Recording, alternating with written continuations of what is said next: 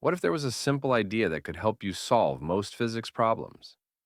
It's not some advanced formula or complicated technique, just a basic concept that's often overlooked. This one idea is involved in every equation you work with.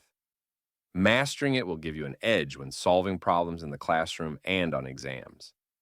Stick around to find out what it is and how it can change the way you approach physics. Let's start with the basics, units. Every time you measure something, you need to know what you're measuring. Meters for distance, seconds for time, kilograms for mass. But units alone don't solve the problem. We need something more. Units are everywhere in physics.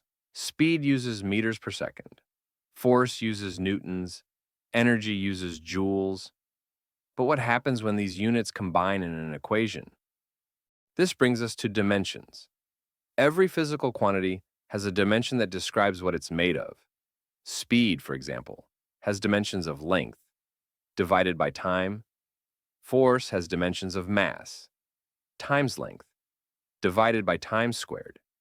Energy has dimensions of mass times length squared, divided by time squared.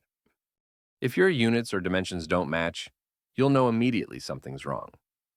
Checking dimensions is one of the best ways to catch mistakes. You'll notice errors before they become major problems. Now, let's talk about significant figures. Numbers like 2.30 versus 2.3. Do you know what makes them different? The difference is precision, and knowing when to use more or fewer significant figures can change the whole answer. Sig figs rules. Quick rules. Zeros between digits count. Leading zeros, skip them. Trailing zeros after a decimal count. Precision matters because it shows how confident we are in our measurement. Real-life application. Professionals in labs and factories rely on these concepts every day. A tiny mistake in units or significant figures could lead to costly or dangerous outcomes. Precision and accuracy matter more than ever in real-world applications. Homework challenge. Let's test what you've learned. Try these questions. Focus on dimensions, units, and significant figures. After a pause, we'll review the answers together. Here are the answers. You've just unlocked a key to solving most physics problems.